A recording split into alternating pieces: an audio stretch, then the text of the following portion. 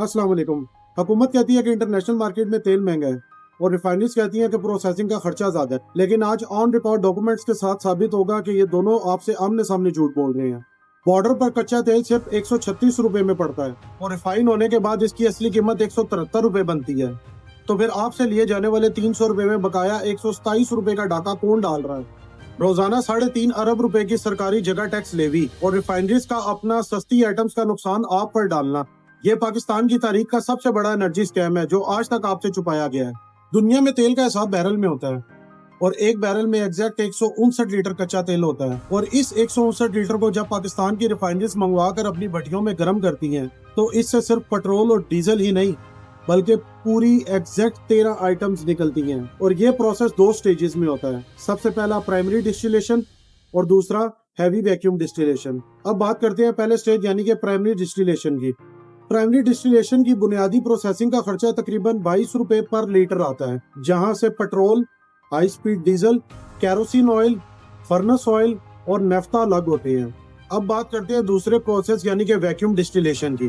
Primary distillation के बाद बचे हुए गाढ़े मावे को वैक्यूम यूनिट्स में मजीद निचोड़ा जाता है, जिसकी एक्स्ट्रा कॉस्ट तकरीबन 15 रुपए लीटर आती है, जहां से लाइट स्पीड डीजल, तारकोल, एलपीजी, ग्रीस और जेट फ्यूल बरामद होता है। और जब ये सारी 13 चीजें निकलकर कमर्शियल रेट्स पर मार्केट में बिकती हैं तो एक बैरल का पूरा मैथमेटिकल चार्ट ये बनता है। चलें अब इस मास्टर चार्ट की कैलकुलेशन को समझते हैं।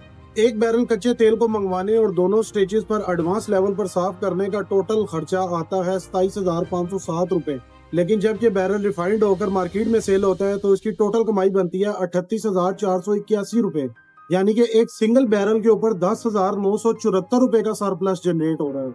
लेकिन क्या आप जानते हैं कि इस खेल की असली चालाकी क्या है?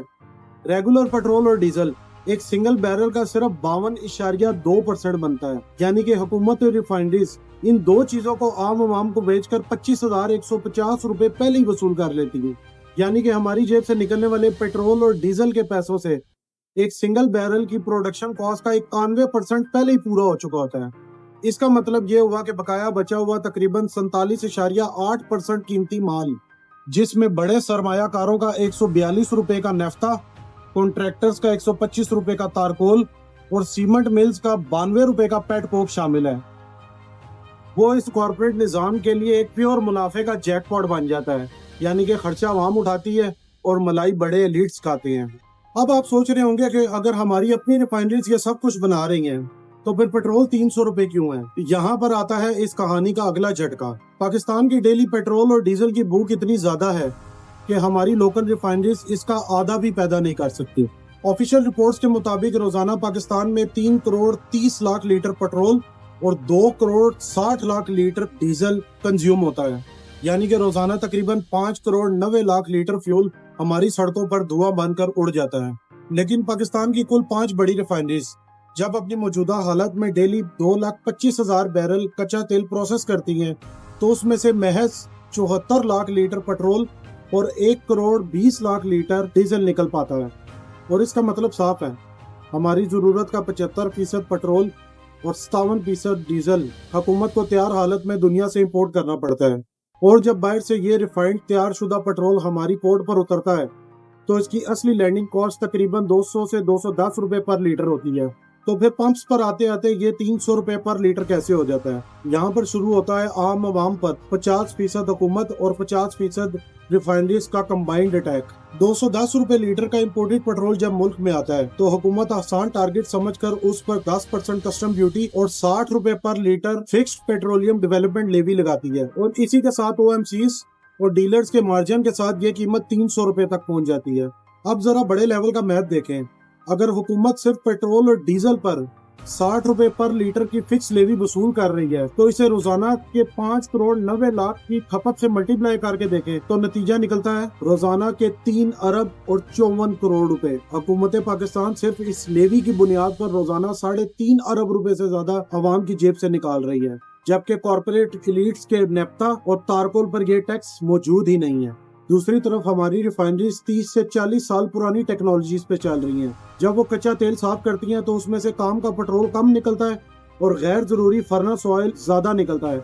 अब दुनिया सोलर पर चल रही है تو उनका ये फर्नेस ऑयल कोई खरीदता नहीं है और उन्हें महज 132 रुपए पर लीटर के सस्ते दामों यानी कि नुकसान पर इसको बेचना पड़ता है। और रिफाइनरीज अपनी इस नाअहली का सारा कॉर्पोरेट लॉस आपके पेट्रोल और डीजल की गेट प्राइस पर ट्रांसफर कर देती हैं। यानी कि बड़े इंडस्ट्रियलिस्ट को सस्ता सामान देने के लिए आपकी बुनियादी आइटम का रेट ज्यादा रखा जाता है। तो दोस्तों सच्चाई ये है कि एक बैरल से निकलने वाली 13 चीजों के मुनाफे का खेल रिफाइनरीज खेलती हैं और बाहर से मंगवाए गए इम्पोर्टेड पेट्रोल पर रोजाना 3.5 अरब रुपए से जायद का टैक्स लेवी हुकूमत के खजाने में जमा किया जाता है। यानी कि ये पूरा निजाम इस तरीके से डिजाइन किया गया है कि बड़ी इंडस्ट्रीज और सरकारी खजाने चलते रहे, चाहे इसके लिए एक आम आदमी का खून ही क्यों ना निचोड़ना पड़े। लेकिन रिफाइनरीज और हुकूमत का ये गठजोड़ इस मेगा खेल का सिर्फ एक रुख है जो आपको ऑन रिकॉर्ड डॉक्यूमेंट्स में नजर आता है, लेकिन असली खेल इससे कहीं ज्यादा खौफनाक है जो हमारी नजरों से बहुत दूर खेला जा रहा है। अगली वीडियो में हम पर्दा उठाएंगे उस इलीगल और खुफिया नेटवर्क से जहां अफगानिस्तान के रास्ते रोजाना लाखों लीटर पेट्रोल बॉर्डर पर बैठे